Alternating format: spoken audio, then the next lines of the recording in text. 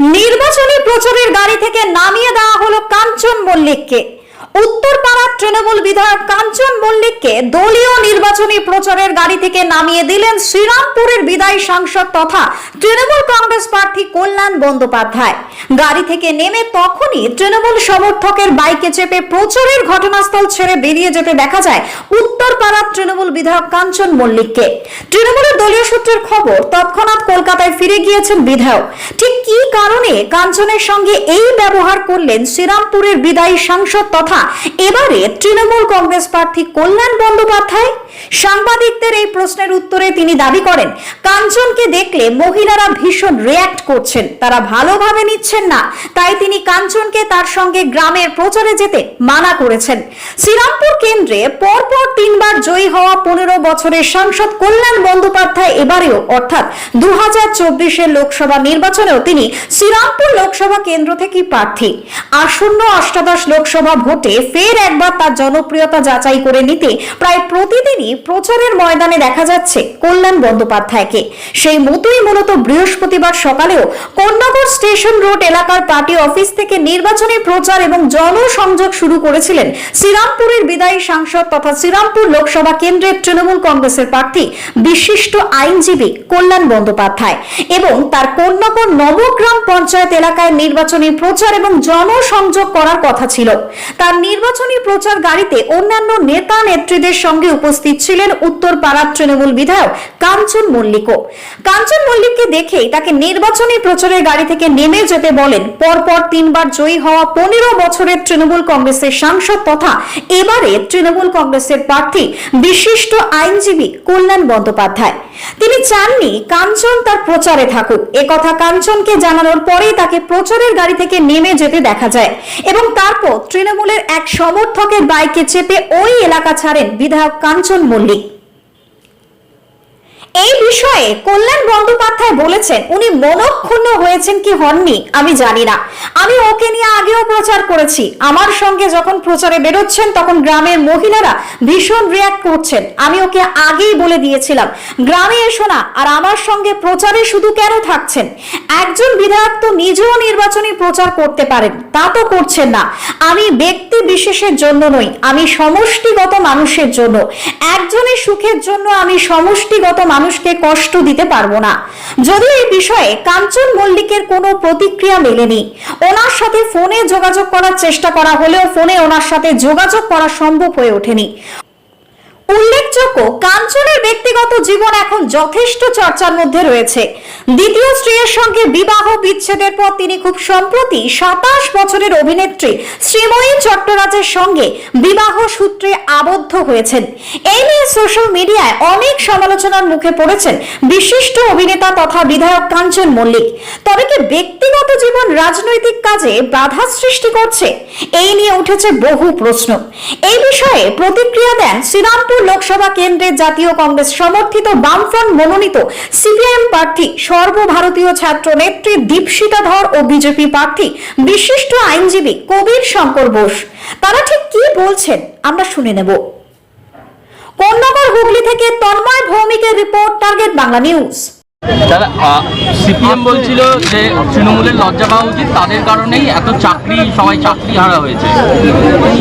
ক্যাগের report বেরিয়েছে, সংবাদপত্রে পড়লাম 2009-এর যে অ্যাপয়েন্টমেন্ট হয়েছিল primary teachers recruitment, CAG report দিয়েছে 56,000 চাকরি হয়েছে বেআইনি চাকরি। বেআইনি চাকরি সিপিএম হচ্ছে, সিপিএমের পার্টিটাই হচ্ছে বেআইনি চাকরি দেওয়ার আতুর ঘর, একদম সব বেআইনি চাকরি ওরা করেছে। আমি এখন দেখতে চাই কলকাতা হাইকোর্ট এবার 2009 যত বেআইনি চাকরি হয়েছে সেগুলো ক্যান্সেল করে কিনা। এ তো আমার কথা নয়, ক্যাগের অডিট রিপোর্টের কথা। সিপিএম হলে কিছু করবো না, সিপিএম হলে জজ সাহেবরা চুপ করে বসে থাকবো, তা বললে কি করে হবে?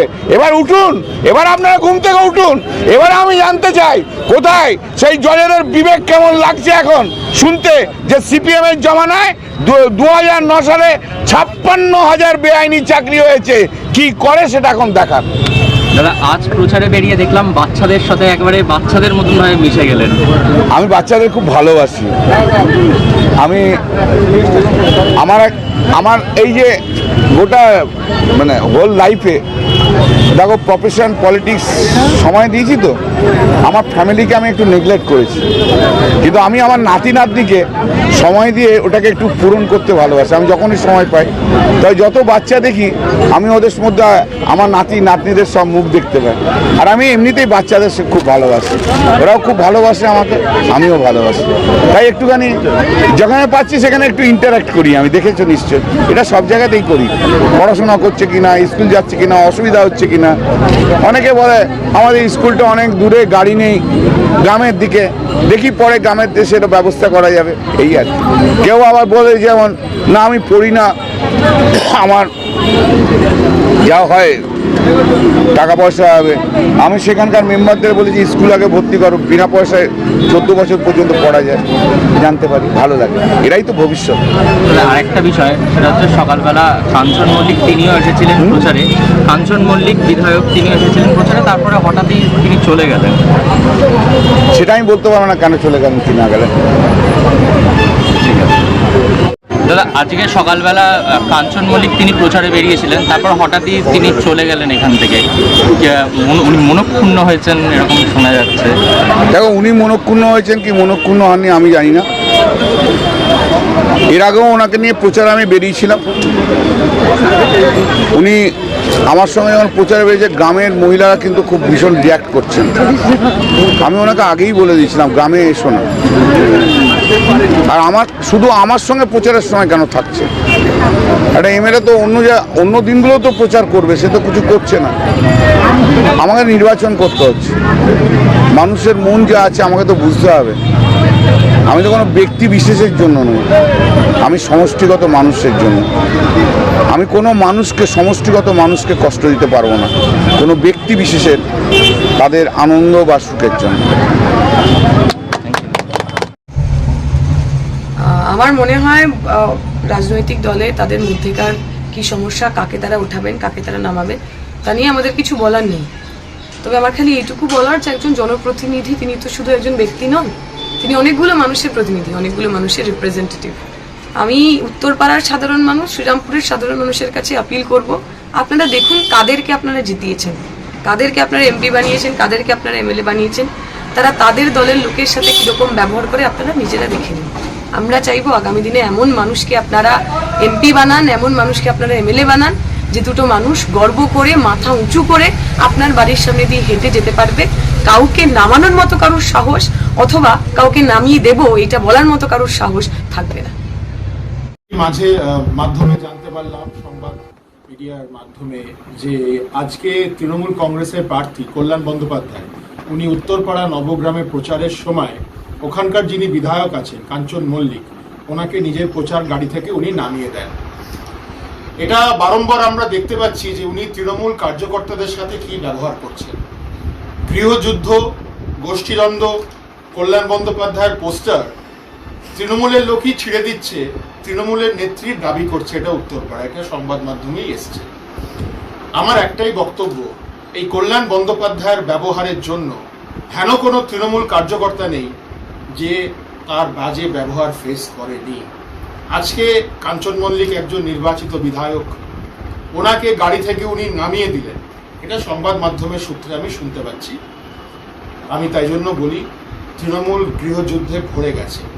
মানুষের কাছে আহ্বান করব, যে দলের নেতা নিজের কার্যকর্তাদেরই সম্মান করে না, সে আপনাদের কি সম্মান করবে?